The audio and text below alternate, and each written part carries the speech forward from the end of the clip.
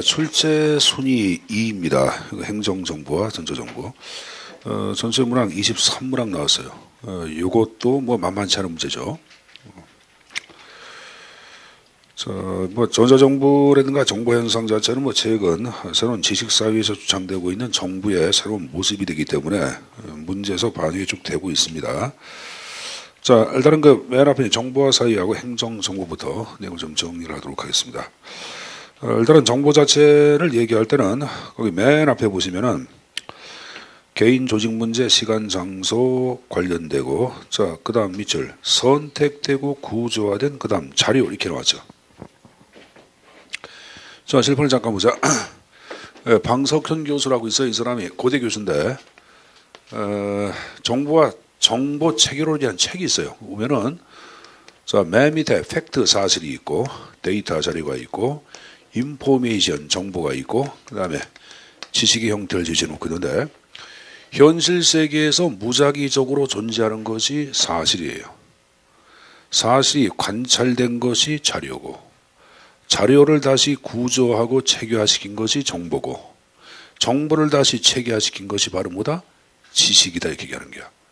이걸 구이 정리한 이유는 정보는 지식의 체계화 OX 정보는 체계화된 지식이다 OX X죠. 구조가 체계화된 거죠. 정보를 체계한 것은 지식이지. 문제 한번 만들어지지? 옛날에 뭐 정보 체계론 행정고시 1차 과목이 있었거든. 그런 식의 문제가 등장을 했습니다. 했었고. 자, 정보화 사회 자체를 얘기할 때는 뭐 쉽게 정보가 사회를 지배하는 사회, 이게 바로 정보화 사회입니다. 설명을 생각하겠고. 자, 선거로 선불의 정보화 사회 특징이 나오고 있는데 일단은 정보산업이 선도 역할을 하고 있죠. 자, 이번에 이런 정보화 사회는 수많은 여러분들 전사 연결망을 만들어 안 만들어? 수많은 만들죠. 이거 앞에서 파악하고 있는 우리가 얘기하고 있는 수평적인 연결망의 모습이 많이 등장하고 있거든. 그러니까 횡적 형태, 수평적 형태의 사회구조란 말을 쓰고 있는 거예요. 원래 정보 전달할 때 여러분들 편지, 종이로 편지 보낸 사람 거의 없죠. 이메일로 서로 주고받죠. 마찬가지예요. 전자매체에 의한 정보 전달이고 안방에 앉아가지고 세계 모든 상품을 직구합니다. 그죠? 그 다음에 모든 권력을 이제 바로 뭐냐?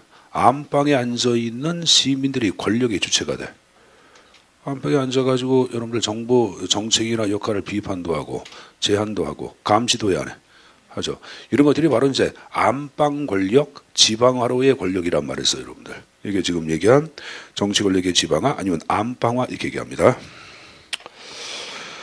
자, 쌍가루 4번 넘어가시고 쌍가루 5번에 자, 정보자원 해가지고 거기 3대 자원이 쭉 나오고 있을 거예요. 이거 외워두세요. 거기 이 시스템 자원 자체는 다시 두 가지 용어로 나눠지는데 옆 페이지 보자. 맨 위에 소프트하고 하드로 다시 구성이 돼. 그걸 묶어서 체제 자원 그러는 거야. 그리고 자료 자원, 조직 자원 해서 3대 자원 얘기하기도 하고 지금 얘기한 여러분들 체제 자원을 하드, 소프트로 구분하기도 합니다. 하나 가져가시고 자, 내려가서 행정 조직된 정보의 영향 자체가 쭉 나오고 있어요. 자, 일단은 조직의 형태의 변화와 계층제의 완화 자체가 나오고 있는데 자, 실판을 잠깐 보자. 그러니까 전통적인 조직 구조는 이 계층제의 피라미드인데 이 형태가 다양한 형태로 이제 조직의 구조가 바뀝니다. 그래서 종 위에 럭비공을 올려놓는 모양 형태로 바뀌기도 하고 역삼각형의 조직이 등장하기도 하고 마른 목걸이의 조직 그리고 납작한 수평적인 망도 형성이 된다 안 된다? 된다고 보고 있는 건데 자, 여러분들 정보 현상 자체가 진행됨에 따라서 물어보자. 일상적 의사결정 이런 것들 이제 컴퓨터가 대신합니다. 그러면 일상적 의사결정은 조직의 과장 같은 허리가 담당해서 했어요. 했죠. 그래서 그들의 역할이 축소가 된다고 파악한 인물이 있는데 레비트라는 사람이 이렇게 얘기해. 종이의 럭비공. 근데 아니다 이렇게 얘기한 사람이 있어요. 이건 거꾸로 하위 계층의 업무는 축소가 되고 중간 계층의 여러분들 업무가 증가함에 따라서 오히려 늘어난다고 파악하는 사람이 있어요. 루카치라는 사람이 얘기한 건데 하위 계층은 여러분들 이제 컴퓨터에 의한 자동화된 시스템이 이루어지기 때문에 일상적인 그냥 단순 업무를 다 컴퓨터가 대신한다. 자, 또 하나 여러분들 정보 현상 자체는 수많은 정보 수집 능력에 여러분들 팽창을 가져옵니다. 그럼 정보 수집 능력의 팽창 제거는 수많은 정보를 어떻게 이제 수집을 하는 거야. 그럼 수집 정보를 분석하고 또 거기에 따라 여러분들 가공하고 또 새로운 정보를 또 만들 줄 아는 능력이 필요하잖아. 그럼 정보를 분석하고 새로운 정보를 만들고 이러한 사람들은 누가 하냐? 허리가 담당한다. 중간 허리. 오히려 중간 관리층의 역할이 확대가 된다. 이렇게 얘기하는 사람도 있어요. 이건 뭐야? 역삼각형 고객 주도형의 조직이야. 꼭대기에 여기 있는 게 고객이 위에 있는 게야. 고객 주도형의 조직의 형태가 등장한다. 옥시온이라든가 요새 여러분들 뭐 11, 11번가 뭐 쿠팡 이런 조직들은 고객 자체가 상품에 대한 불만이 많으면 그러한 조직들은 망가져 안 망가져? 망가집니다. 그래서 고객의 욕구나 만족 자체를 최우선으로 생각하는 조직구조 형태로서 등장한다고 보는 거예요. 알았습니까?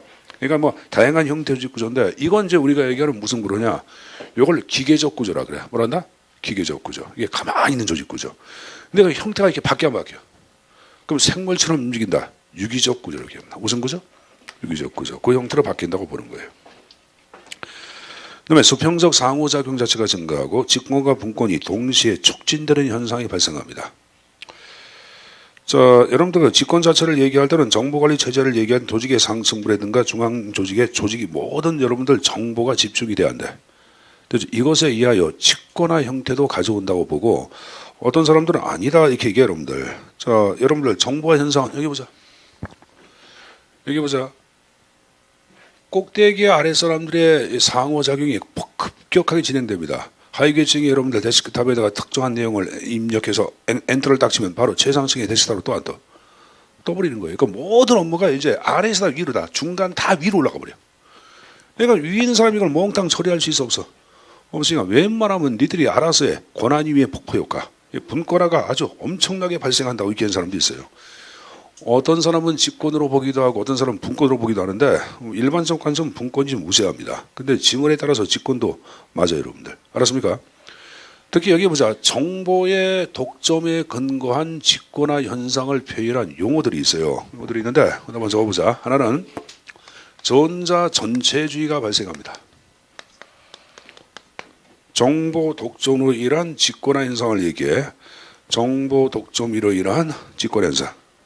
또 하나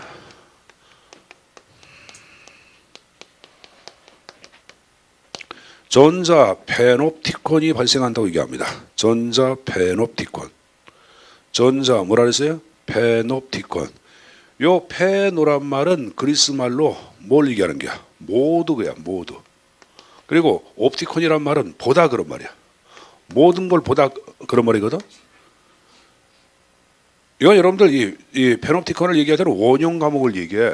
여러분들 19세기에 영국의 공리주의 철학을 대표하는 제레이 벤담 다 아시죠? 제레이 벤담. 최대 다수의 최대 행복이기 사람. 이 사람이 설계한 게 이 원형 과목이야. 원형 과목 자체를 만들면 여러분 여기 보자. 간수가 이렇게 한 4명만 딱 배치가 되면은 전체 과목에 있는 죄인들의 모든 활동을 자세히 볼 수가 있대요. 그러니까 이것은 감시 체제가 더욱더 강화되는 걸 얘기해요, 여러분들. 전자배치의 발달에 따라서 감시 체제가 강화되는 현상을 전자 페놉티콘이라고 얘기합니다. 뭐라 한다? 전자 페놉티콘. 뭐라 한다? 전자 페놉티콘. 자, 그리고 마타이 효과 뒤에 나올 텐데 마타이 효과는 다 알 거예요. 정보의 빈익빈 부익부 현상을 얘기합니다. 정보의 뭐? 빈익빈 부익부 현상. 그걸 마타이 효과. 마타이라는 사람이 얘기합니다. 마타이 효과. 마타이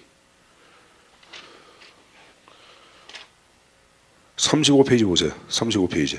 35페이지 첨삭 지도에 보시면은 5번에 마타이 효과란 말이 나와.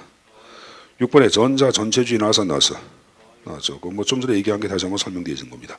자, 그거 봤으면 됐고 다시 31페이지 운영 방식 그건 보지 마세요. 보지 마시고 자, 그 다음 페이지에 어딜 보냐면은 32페이지가 하단에 정책 과정과 업무 내용에 대한 정보의 영향이라는 게 나오는데 뭐 정책 과정 자체를 얘기할 때는 거다 적어놓자. 투명성 제고 적으세요.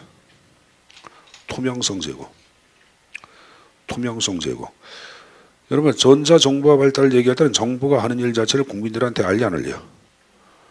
알리잖아요, 여러분들. 그래서 행정활동의 투명한 유리 행정. 뭐 정보 공개를 얘기하는 거예요. 투명성 제고에 얘기하는 거, 지금 얘기한 정보 현상 자체에 관한 장점 자체를 얘기하는 거예요, 여러분들. 그거는 좀 하나 좀 가져가야 돼. 자, 뭐의 제고에 얘기한다? 정책 과정의 투명성 제고. 그거 하나만 좀 정리해 두시면 됩니다. 알았습니까? 다른 건 지문 읽어보면 다 알아요, 여러분. 아는 거고. 그다음에 이번에 업무량의 변화 나온 거 보자.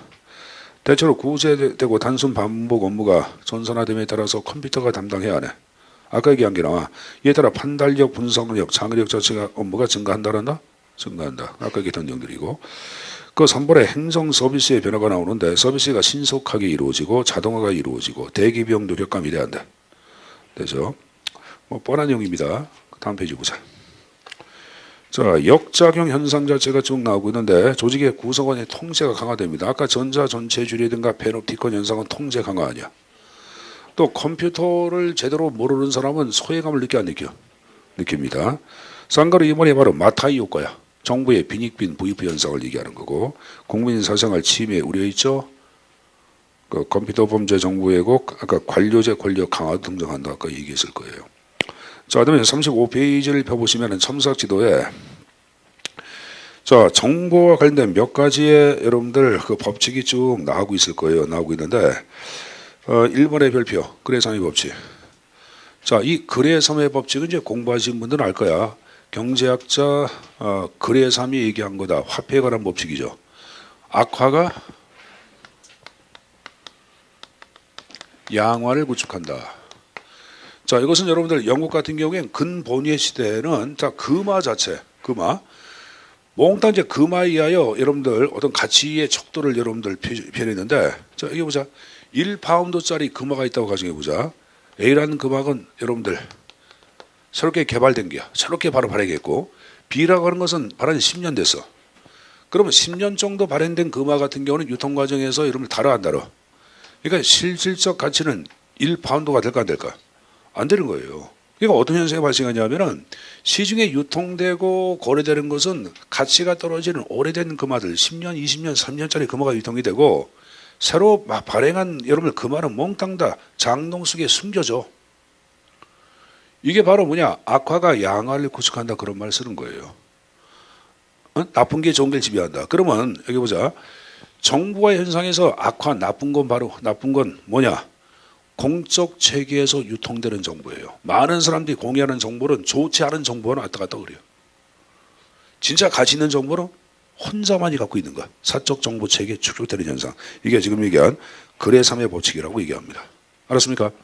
거기 맨 위에 개념 나온 거 보자. 공개되는 공적 정보 체제에는 상대적으로 가치가 적은 정보가 축적되고 반면에 비공개적인 사적 정보 체계에는 가치 있는 정보가 축적되는 현상. 됐습니까? 자, 2번하고 4번도 개인적으로 읽어보는데 그로시의 법칙과 무의 법칙은 상반되는 개념입니다. 알았습니까? 그로시의 법칙은 컴퓨터에도 규모의 경제의 법칙이 지배한다고 보는 거예요. 그러니까 여러분들 소형 컴퓨터를 몇 개 나눠서 각자 쓰는 것보다는 돈을 모아가지고 대형 컴퓨터 하나 공동 구입해서 공동 할인하는 것이 경제적이다. 그로시의 법칙이에요. 근데 그로시의 법칙을 정면적으로 반박한 게 바로 뭐냐? 4번의 무어의 법칙이에요. 이 무어는 인텔의 공동 창립자야. 최근 여러분들 마이크로칩의 여러분들 처리 능력은 거기 보자. 18개월마다 2배로 증가한다고 파악하고 있죠. 지금 삼성의 그 누구야? 소나무계는 6개월마다 2배 증가한다고 얘기죠. 6개월마다 2배.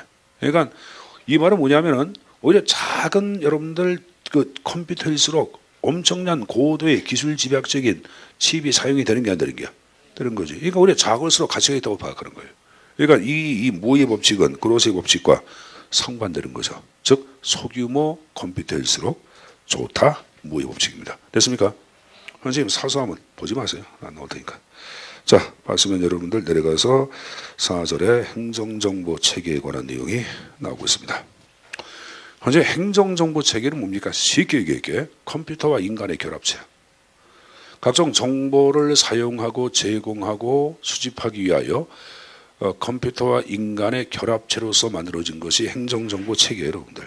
거기 개념의 네 번째 줄, 즉 행정에 필요한 정보를 제공할 목적으로 시설, 컴퓨터죠. 절차. 절차는 사용하는 방법, 절차 있어 없어. 그 다음에 사람으로 구성된 체계를 행정정보 체계라고 공부를 합니다. 개념 이해했습니까? 자, 한 장을 넘겨보자. 우리가 출제에 나올 것만 좀 보면 되는데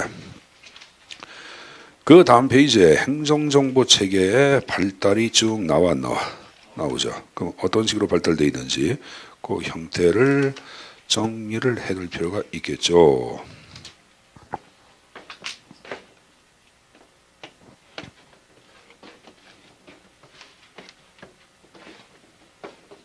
오늘 보니까 광화문 집회하는 것 같은데, 그렇죠? 그래서 뭐 경찰에서 여러분들 집회에 그 시가 행전을 뭐 금지 불허한다 해가지고 시민단체에서 뭐 소제기하고 좀 그런 것 같은데, 경찰에서 그렇게 할 필요 없거든요, 여러분들. 이건 이제 유연하게 대처를 해야 돼. 이게 열어줘야 되지. 이게 여러분들 그 터진 여러분들 그 법물을 어떻게 막을 수가 있어? 이게 경찰이 그러면 안 돼요. 지금 시대가 어떤 데인데. 그러니까 현 박근혜 대통령은 뭐 일단은 국민들 책임이에요. 국민들이 뽑았잖아. 우리가 뽑았으니까 우리 책임이에요. 그러니까 이제 뽑고 난 다음에 이제 지금 후회들을 많이 할 거예요. 많이 할 텐데. 근데 이 양반은 현대를 살아가는 사람이 아니에요. 봉건 시대를 살아가는 사람이에요. 봉건 시대. 선생님이 그런 얘기 했으니까 수업 시간에 이전에 어머니 아버지가 총으로 세상을 떠났으니까 얼마나 정신적인 이 공황이 있을까. 정상적인 사람이 아니라 그랬잖아. 라스푸친이라고 들어봤어요, 여러분들. 러시아 같은 경우에 제정 말기에 마지막 황제 이름이 니콜라이 2세야. 근데 그 마누라가 이름은 뭐더라? 로마 뭔데? 점 보는 걸 너무 좋아했어요. 근데 라스푸친 자체는 여러분들 점을 뭘 얘기하면 점괘가 100% 다 받은 게야. 그러니까 이 라스푸친을 어떡하냐? 황국으로 데리고 들어와. 궁궐로. 궁궐로 들어가고 모든 걸 마누라가 얘한테 다 맡겨. 심지어는 뭐냐면은 잠도 자. 잠자리까지 같이 해. 근데 황제가 얼마나 병신이냐면은 자빠져 자는지도 모르고 라스푸친 자체를 또 절대적으로 믿어. 그래서 1차 대전 당시에 여러분들 군대를 배치할 때 라스푸친이 점괘를 하는 대로 군대를 배치해. 독일과 전쟁할 때. 그리고 라스푸친은 어떤 식으로 자신을 예언하냐면은 이 중이거든, 중. 뭐 신부라고 얘기하는 사람이 있는데 하여간 이제 뭐 종교인인데 내가 당신 황제한테 얘기한 게 황제 동료한테 죽음을 당하면은 러시아는 멸망할 것이고 이 제국은 멸망할 것이고 일반 농민들한테 당신의 백성들한테 죽음을 당하면은 제정 러시아는 영원 불멸일 것입니다. 이렇게 얘기를 합니다. 근데 얘가 어떻게 죽냐면은 그 라스푸친 자체가 전행을 보고 참다 못한 당시의 청년 귀족들, 장교 출신들이 죽이려고 합니다. 그래서 어떡하냐? 여러분들 모임에 참석을 시켜 불러. 그 술을 따라줘, 럼주를. 근데 이 럼주를 먹으면 바로 죽는 즉사하는 치사랑이 독약을 타. 그걸 먹어. 라스푸친이 안 죽어. 3시간 반 동안 기타를 치면 노래를 불러. 그러니까 여러분들 그런 청년들이 이 당황을 해야 하네. 하죠. 어떡하냐 그래서 한 청년이 총으로 쏴 죽여. 그래서 쓰러져. 걔를 여러분들 강가에다가 갖다 버려. 그리고 이틀 있다가 시신이 발견되는데 죽은 사유가 뭔지 알아요? 독살도 아니에요. 총상도 아니에요. 심장마비로 죽어. 근데 봐봐. 그럼 누구한테 죽음을 당한 게야? 동료인 귀족 계급한테 죽어서 안 죽었어? 죽었지. 재령 여사가 이제 망가진 거지. 그래서 지금 여러분들 그러니까 그런 얘기를 많이. 그리고 이제 나중에 이제 어떻게 하냐면은 이 황제 일가들이 뭐 1917년도 볼셰비키 혁명을 레닌이 이야기하잖아. 그래서 얘들 자체가 도망을 치는데 한 농촌의 농가 지하실로 들어가서 숨어. 근데 농민이 발견을 해. 해서 몽땅 다 죽창으로 다 찔러 죽여. 다 죽어. 근데 그 당시에 살아남은 막내딸 자체가 영국으로 건너가서 내가 마지막 공주자라고 얘기하네. 하죠. 그래서 그게 뭐 진짜다 가짜다 하고 항상 얘기만 했었거든. 근데 그건 뭐 진짜 가짜인지 몰라요, 여러분들. 모르는데. 그러니까 그런 식으로 지금 얘기한 식으로 러시아의 제정 러시아 말의 황제나 왕비 자체가 점술가한테 국가를 운영을 맡기듯 박근혜 역시 그런 식으로 국가 운영을 맡겨왔다고 보는 거예요, 여러분들. 최순실이 누구야 저가 딸내미 아니야. 그 꿈을 꿔가지고 꿈속에 여러분 유영수 여사가 홀령이 나타나가지고 이렇게 얘기했다고 그런 거 아니야. 최태민하고 지금 박근혜 같은 경우에 연인 관계다 하는 얘기도 나오잖아. 그러니까 뭐 참 뭐 아버지 같은 사람하고 연인 관계를 맺고 그러니까 정신적인 공황이 있던 여자예요. 제 정신이 아니지. 그러니까 내가 보기에는 이제 뭐 스스로 저기 뭐야 다 내려놓고 병원에 들어가야 돼. 병원 들어가서 치유받아야 합니다. 자, 그 얘기를 내가 왜 하는지 모르겠다. 행정정보 체계 얘기하다가 그 얘기가 나오냐? 자, 발달사가 쭉 나오고 있는데 여기 보자. 맨 위에 전자정보가 이렇게 나와요. 여기 보자.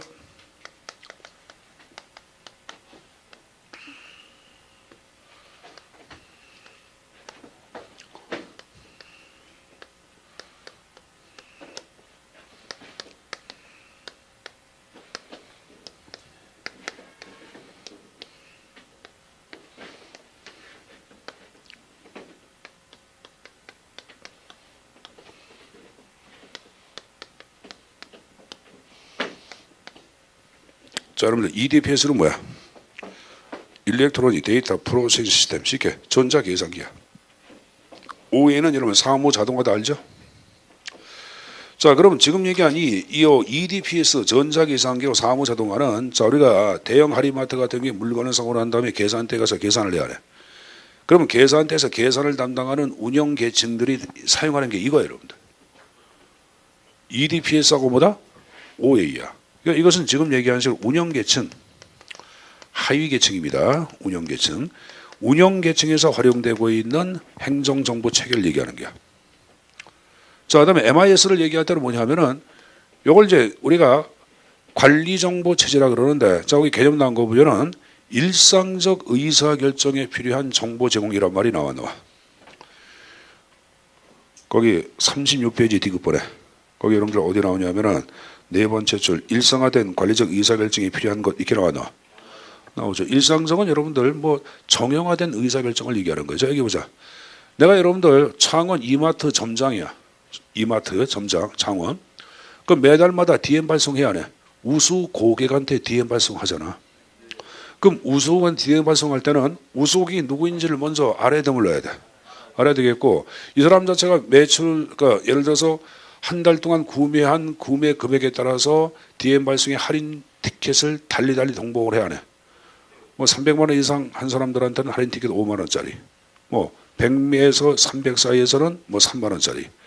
100에서 50 사이는 뭐 2만 원짜리. 이런 식으로 티켓을 동봉을 해야 하네.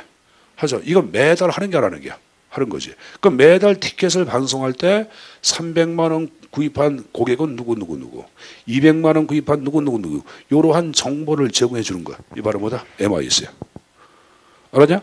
그럼 MIS는 지금 얘기하는 수는 누가 하는 거야? 이마트 창원 점장이니까 중간 관리층이지. 됐어요? 자, 이쪽에 여기 보자. DSS는 여기 보자. Decision Support System 해가지고 의사결정 지원 체제야. 근데 이때 의사결정은 비정형적이고 이걸 반구조화된 그런 말이야. 선례가 없는 그런 말이에요. 어떤 선례가 없는 의사결정을 할 때 필요한 정보를 제공해주는 행정정보 체계를 얘기합니다.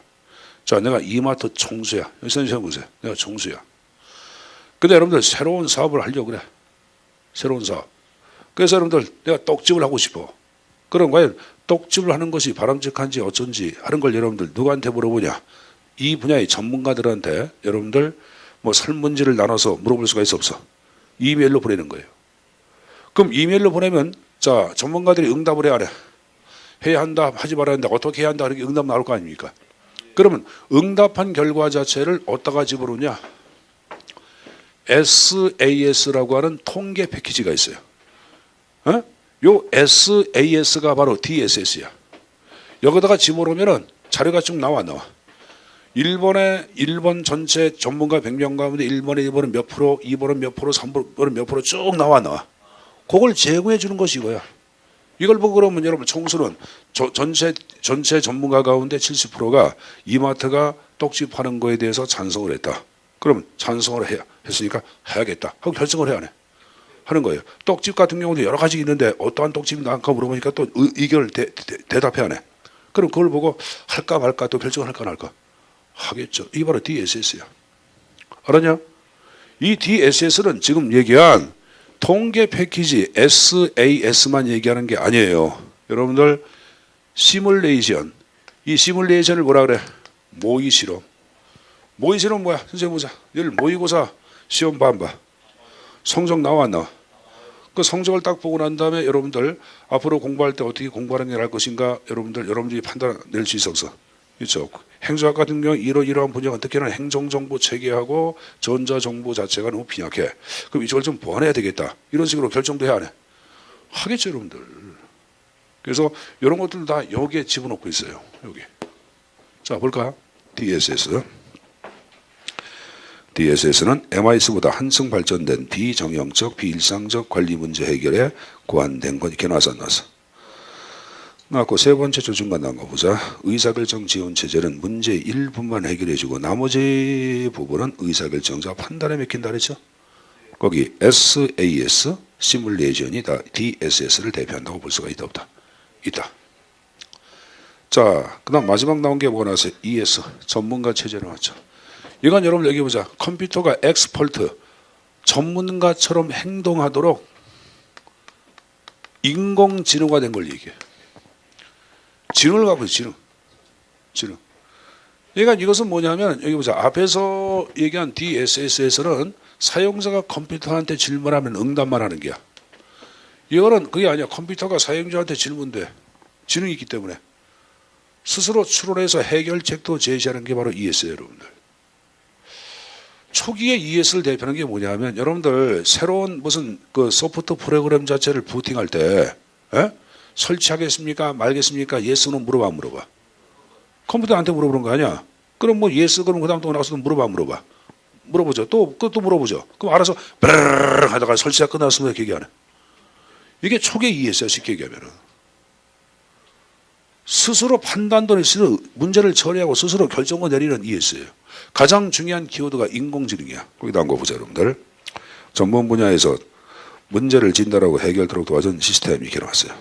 세 번째 줄, 즉 인공지능의 한 운용 분야 이렇게 나왔고, 그 다음에 그 밑에 끝에 DSS에서는 사용자가 컴퓨터에게 질문하나 ESS의 컴퓨터는 사용자에게 문제에 관한 질문도 하고 이에 따라서 추론하면서 해결 방안을 결정한다. 됐습니까?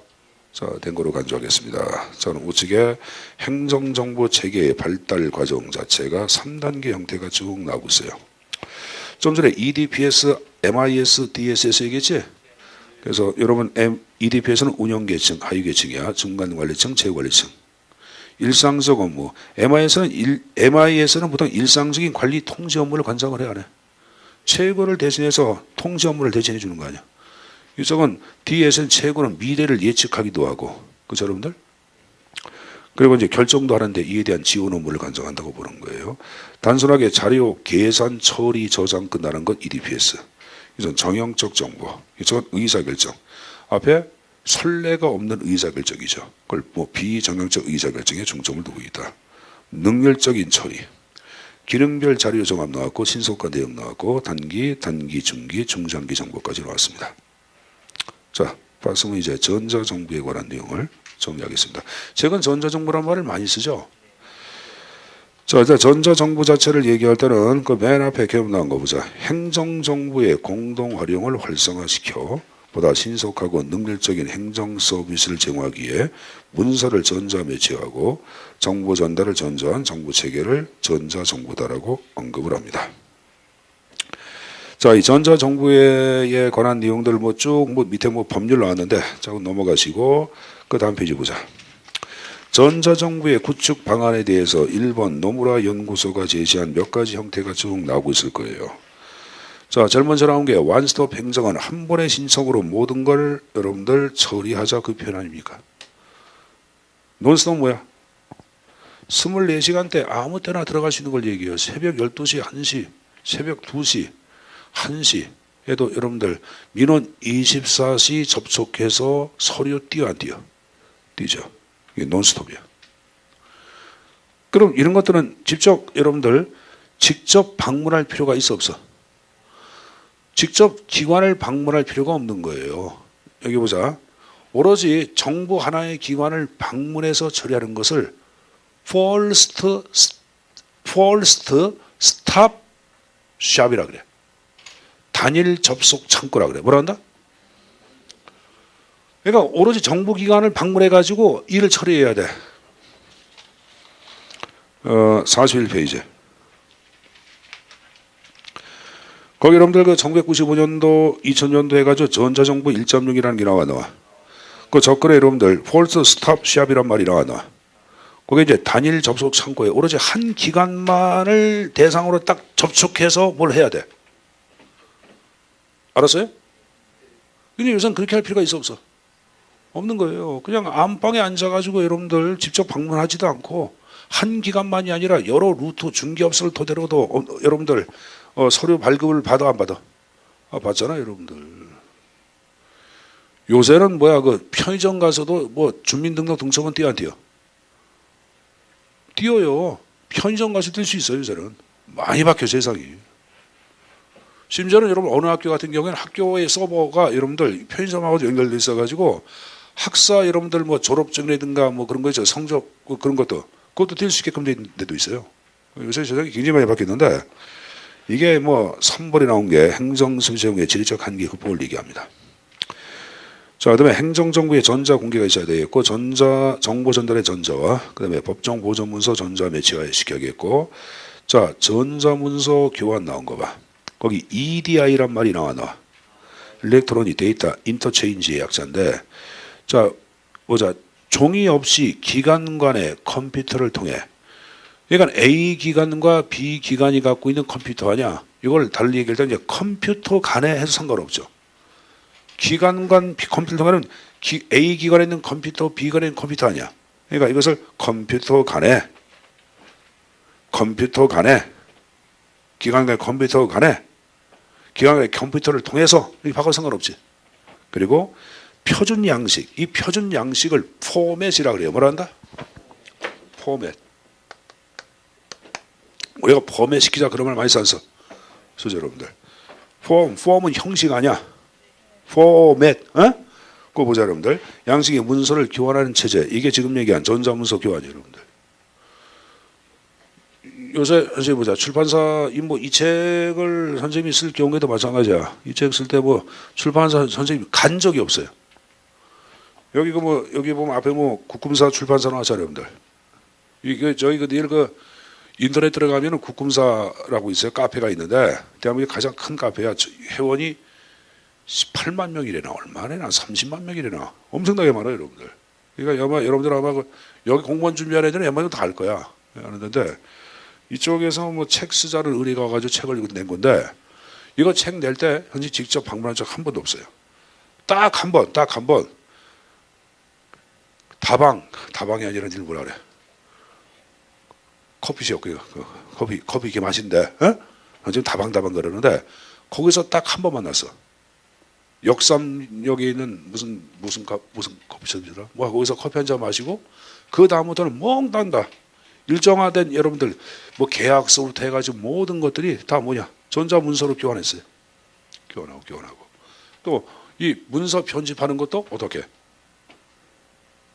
인터넷으로 받아가지고 편집하고 중간에 이제 여러분들 이걸 좀 문서로 종이로 띄워가지고 한두 번은 직접 교정을 받지만 거의 다 여러분들 인터넷으로 하죠. 전자문서 교환한다 그런 의미다라고 생각하시면 됩니다. 알았습니까? 그래서 뭐 그 정도 정리했으면 됐고 자 그러면 이제 첨삭 지도에 거기 업무 처리 재설계란 말이 나오죠. 이 업무 처리 재설계는 자 거기 영어 나온 거 봐. PA, PR 이렇게 나오죠? 영어 나온 거 봐. Public Administration Processing. 그 다음에 뭐로 나와? Re-engineering. 아까 비었죠? 아까 이것은 절차의 재공정화라 했지. 이 절차의 재공정화의 한 형태를 얘기하는 거예요. 근데 이놈은 한마디로 얘기할 때 여기 보자.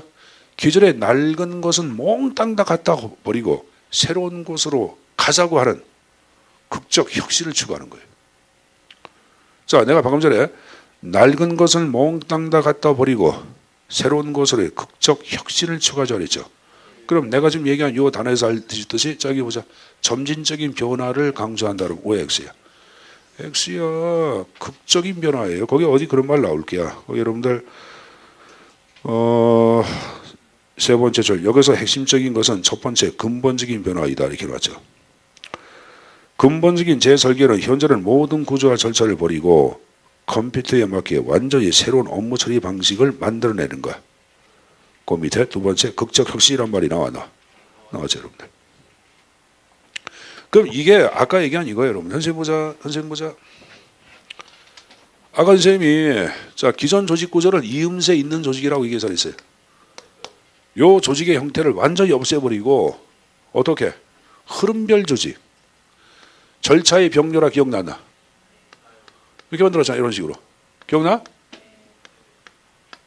직렬형 조직 구조를 없애버리고 이렇게 지금 얘기한 식으로 병렬형 조직 구조로 바꿔주는 것은 기존의 낡은 것은 멍땅 다 갖다 버리고 새로운 것으로 혁신하게 한 거죠. 자 그럼 보자. 요 조직 구조가 이렇게 되기 위해서는 꼭 필요한 게 있어요. 자 뭐가 필요하냐. 여기에는 구성원 여러분들 SR 자체가 아까 대출과 예금과 증권 업무를 몽땅 다 관장할 줄 알아야 한다. 그럼 첫 번째 이들에 갖춘 자료 자체가 어떻게 데이터베이스로 통합이 돼 있어야 돼. 통합돼야 돼. 그럼 데이터베이스로 구축한다는 것은 자동화가 선행이 돼야 한다. 자동화 선행되는 거예요. 자 그럼 여기 보자. 여기 있다가 30분 일하고 1시간 있다가 일로 가고 또 30분 있다가 일로 가고 물어보자. 이러한 중간중간 절차가 몽땅 다 파괴되지. 그걸 매개물 제거라고 그래요. 뭐란다? 매개물 제거. 자 그래서 거기 여러분들 방안에 보시면은 네 번째 줄 끝에 자동화 통합화 매개물 제거란 말이 나오죠. 이러한 방법을 토대로 업무 처리 재설계가 이루어진다고 얘기합니다. 알았습니까? 그러니까 기존에 여기 보자. 이음새 있는 조직 이걸 직렬형 조직 구조라 그래요. 기능별 조직이라 그러고 잘 들어라. 이걸 아까 뭐라 그랬어요? 절차의 병렬화 또 이음새 없는 조직 또 프로세스형 조직이라 그래. 뭐란다?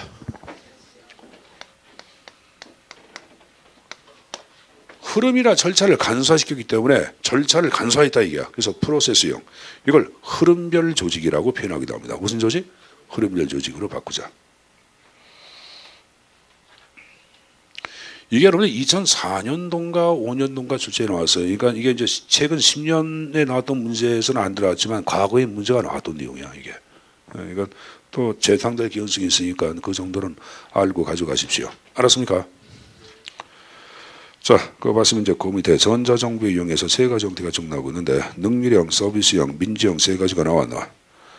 자, 맨 앞에 능률형 전자정부를 얘기할 때는 작고일찍이 정부, 서비스형은 고객 지향의 열린 정부, 민주형은 고객이 아니라 성과 중심의 열린 정부란 말이 나오죠. 그렇게만 좀 정리해 두시고 자, 한 장을 넘겨보세요. 또 하나 정리할게. 자, 중요한 게 4번에 보시면 전자 거버넌스의 발달 단계에서 3단계 형태가 쭉 나와야 안 나와요. 그 3단계 형태가 쭉 나오고 있습니다. 이걸 또 가져가야 돼. 3단계. 자, 일단은 제1단계 전자정보화 단계라는 게 나오죠. 이건 정부기관의 웹사이트에서 각종 전자채널을 통해 정부의 다양한 정보가 공개되는 단계예요. 그냥 정보를 공개하는 것으로 끝나는 거예요. 그러니까 예를 들어서 여기 선생님 보자. 여기 보자. 행정자치부에서 최초로 홈페이지를 구축했어. 그럼 행정자치부 홈페이지 토대로 행정자치부가 갖고 있는 각종 여러분들 뭡니까? 조직 체계, 직제 하는 일 자체를 알리는 걸 얘기해요. 그럼 여러분들 행정자치부가 하는 일이 무엇인가 알기 위해서는 행정자치부만을 뭐 해야 돼? 방문해야 돼. 단일 접속 창구야. 이게 전자정부 1.0이야. 옆에 지 봐봐. 옆에 그 메뉴에 95년부터 2000년도까지 전자 거버넌스 1.0 나와. 이게 지금 이게 전자정부화 단계를 얘기하는 거예요. 알았죠? 이건 정부가 일방적으로 정부의 입장을 알리는 것으로 끝나는 거 아니야. 그래서 정부 중심이란 말을 쓰고 있는 거예요. 정부 입장만이 정보를 알린다. 일방향 정보 제공이에요. 나쁜 정보는 제공이 안 해. 안 하겠지. 제한된 정보. 알았습니까? 이건 서비스의 시간 공간이 제약돼서 과거에 여러분들 뭐 그 전자 채널 자체를 이용하는 시간을 정해놔. 그래서 심야에는 이를 이용 못하게끔 하고 막 그런 경우도 있었어요. 그래서 이게 이제 서비스 시 공간 제약이라는 말을 쓰고 있는 거예요. 공급자 위주의 서비스죠. 알았습니까? 이게 초기에 이제 서비스의 전자가 이제 막 이루어지는, 이제 시작되는 단계를 얘기합니다. 이게 지금 1.0이야. 됐어요?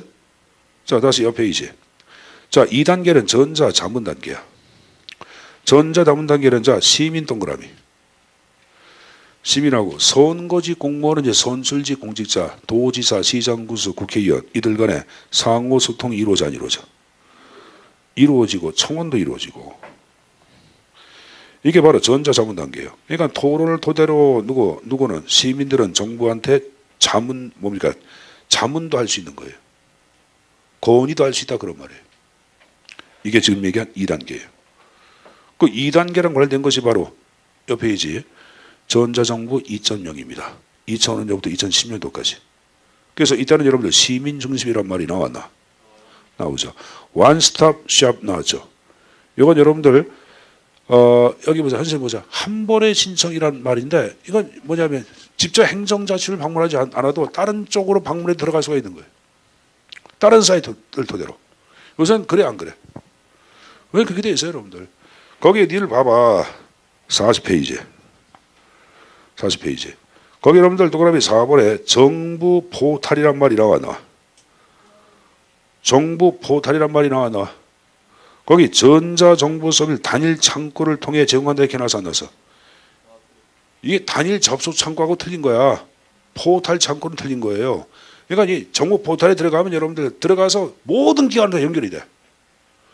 행정자, 지부, 노동 모두로 다 갈 수 있어요. 알았습니까? 그럼 지금 얘기한 정부 포탈 자체를 얘기할 때는 중개기관이라도 할 수 있어 없어? 있지. 그래서 그 가로 안에 정부 서비스 중개기관을 통해서 접속이 가능하다 그런 말을 쓰고 있는 거예요. 양방향 정보 제공, 정보 공개 확대 이렇게 나서 모바일 서비스가 시작되는데 이 모바일 서비스는 여러분들 물음표. 이거를 여러분들 3.0으로 보기도 해. 3.0으로. 사실 모바일 서비스는 거기 2015년도 올해 요새 굉장히 많이 활성화된 건 사실이죠 여러분들. 근데 이게 2010년도까지는 활성화됐다고 볼 수는 없잖아. 모바일 서비스 여기 모바일로 각종 요새 뭐 전자지갑이라든가 이런 것들이 좀 요새 좀 보편화 대상돼서 요새 여러분들 그 뭐야 그 휴대폰 갖고 여러분들 저기 뭐 버스도 타고 결제도 많이 해요 안 해요? 안 해요? 현금으로 해요?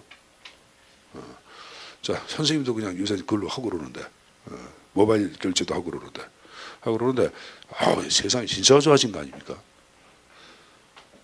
요새는 여러분 보니까 혼밥무랑 그런 거 홀밥이야 혼밥이야. 어?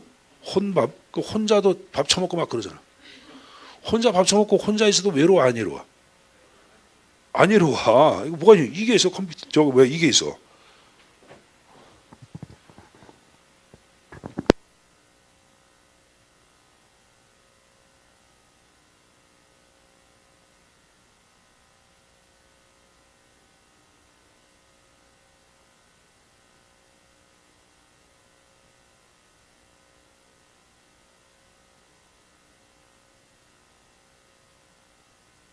주부도 그런 경우가 많다 얘기하면 선생님 잘못하고 있는 거지. 선생님이 그렇게 만든 사람은 누구야?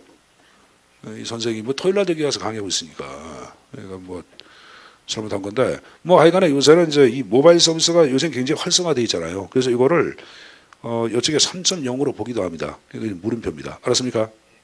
자 그리고 이제 거기 이제 2015년도부터 2020년도까지 이게 바로 이제 3.0인데 이걸 뭐라 하냐? 40페이지 그걸 전자결정 단계로 얘기합니다. 뭐란다? 전자결정 단계. 그러니까 정부의 의사결정에 시민들이 참여하는 걸 얘기해요. 그리고 여기 보자. 선생님 보자. 시민 개개인이 요구하는 것을 다 정부 입장에서는 제공하려고 노래. 개개인이 요구하는 것. 개인별 맞춤형 정보 자체가 굉장히 활성화돼. 요새 법제처에 들어가잖아요. 저 혹시 아버님이 중개사 하시는 분 계시면은 공인중개사 그러면 부동산 관련 법규 그런 게 굉장히 중요하잖아. 개정되거나 여러분 지정되면은 바로 거래할 때 이게 사용을 해야 돼. 그러면은 법조종합법령센터라고 있어요. 들어가서 개인별로 나는 부동산 관련 법률이 개정되거나 제정될 때 이걸 좀 나한테 보내주세요 하고 이메일 서비스를 신청하잖아. 그러면 그걸 보내세요. 굉장히 바뀌었어요, 많이.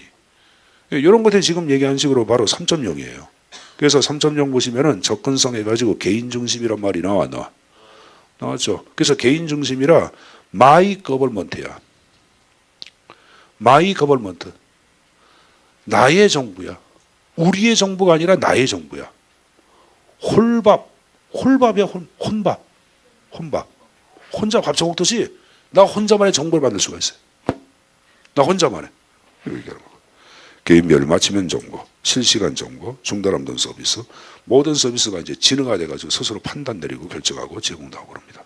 그래서 그 3.0 그 세 가지 형태 내용 비교한 거 가지고 가시고 특히 여러분들 3.0은 또 별도로 또 가져가야 돼. 자, 그래서 한 장을 넘겨보자.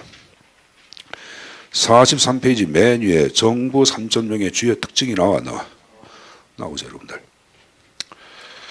자, 일단은 공공정부의 적극 공개로 국민의 알 권리 총석이 확산됐죠. 그리고 각종 공공부문이 갖고 있는 데이터 자료를 민간 활용 자체가 아주 활성화되고 보편화됐습니다. 또 관민이 함께 국가를 통치합니다. 관민협치 함께 협력해서 통치한다 그런 말이에요. 그럼 이때는 여러분들 플랫폼 정부란 말은 뭐야? 수평적 조직의 형태의 정부예요.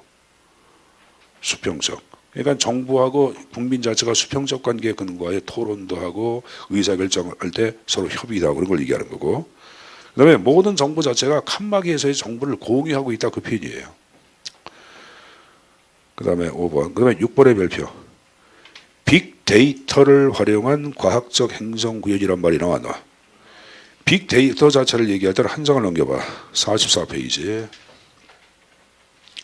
하단에 빅데이터 나와. 빅데이터는 정형화되거나 비정형적인 모든 데이터의 집합 정체를 빅데이터라고 얘기합니다. 알았습니까? 근데 이 빅데이터의 특징을 얘기할 때는 세 가지 형태로 압축되는데, 이걸 여러분들 거기 보시면은 애널리스트 더그 레이니 같은 경우에는 첫 글자를 써가지고 3V라고 파악해. 3V. 거기 보시면 여러분 맨 밑에 볼륨이란 말 나와. 데이터의 양 크기를 얘기하는 거야. 두 번째 뭐가 나왔어요, 여러분들? 속도 나왔어. 벨로시티 속도고, 그다음에 세 번째 다양성 나왔죠. 요 세 가지가 빅데이터의 특징이라고 했는데, 여기 맨 끝에 다양성 자체를 얘기할 때는 단순한, 여기 현재 보자. 데이터 형태가 여러 가지 형태로 보여주는 거야. 문자, 오디오, 뭐 여러분들 뭐 비디오 해가지고 여러 가지 형태로 다 표현되는 걸 얘기해요. 이게 다양성이에요. 이 페이지 맨 위에 다양성 나온 거 봐. 거기 문자, 오디오, 비디오, 클릭, 스트림, 로그 파일 등 다양한 형태의 데이터를 포함하고 있다. 이게 다양성이에요. 알았습니까? 속도를 얘기할 땐 여러분들 분초를 낮출 만큼 시간에 민감한 경우가 바로 속도에 들어가는 거죠. 그래서 속도를 이하면 굉장히 광속도를 요구해 안 해. 하잖아요. 이런 빛의 속도로서 다운을 받아야 한다 그런 거 많이 나오죠. 거기 보시면 여러분들 뭐가 나왔어요? 스트리밍 형태란 말이 나왔는데, 스트리밍은 실시간으로 정보를 다운받고 보는 걸 얘기해요. 니들 저기 선생님 보자. 무슨 뭐 파일 다운받는 데가 있어 없어? 비디오 다운받고 영화 보는 데 있잖아.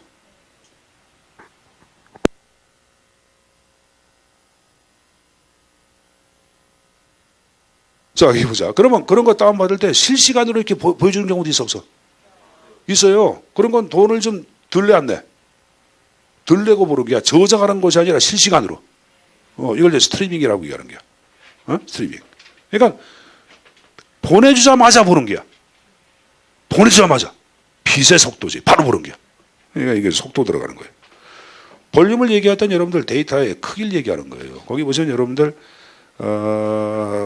테라바이트, 뭐 메타바이트, 페타바이트, 뭐 이거 지금 속도를 얘기하는데, 테라바이트는 1기가에 1000배인가 그럴 거야. 그죠?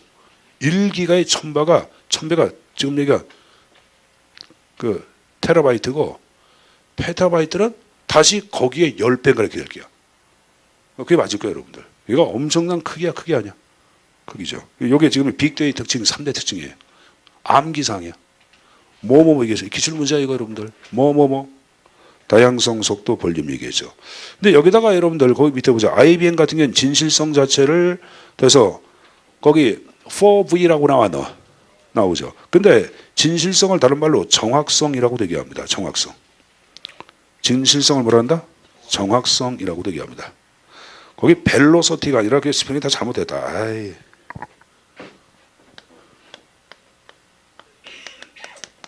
베라서티야 잘못 나왔어. 진실성, 정확성. 베라서티. 적어놓으세요. 거기 여러분 진실성 거기 벨로서티라고 나와서 안 나왔어.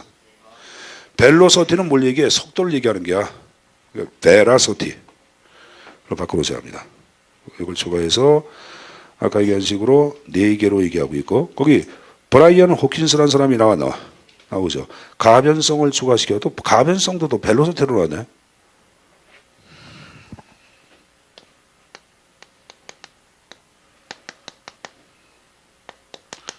보라이어빌리티. 뭐 보라이시오 그런 거 있어 없어? 있죠. 이게 가변성이야. 가변성. 그러니까 시험 문제는 요 아까 얘기한 식으로 그 빅데이터 특징 3가지만 시험 문제 나왔거든. 그러니까 지금 얘기한 요 진실성 다른 말로 정확성 얘기했고 또 하나 지금 얘기한 이거 뭐 가변성 이것도 포함시켜서 여러분들 4가지가 있다는 거 정도 좀 가져가자. 알았냐? 그렇게 숙제해서 가져가십시오. 자, 해가래 다시 6번 보자. 6번. 빅데이터를 활용한 과학적 행정의 구현이야. 거기 잘 봐. 빅데이터를 활용한 과학적 행정의 구현이야. 빅데이터를 활용한 개인정보 유출 방지야. 과학적 행정 구현이야. 미술잖아. 거기다 아예 적어라. 개인정보 유출 방지 X라고 적어라. 개인정보 유출 방지 X라고 적어놓으세요. 자, 그리고 이제 여러분들 거기 7번, 8번, 9번, 10번은 보시면 되겠고 11번. 자, 11번에 나온 게 여러분들 3.0이 주관하는 4대 핵심적 가치가 나와. 암기사항이야. 이건 충분히 물어볼 수가 있어요. 거기 개방, 공유, 소통, 협력 나왔지.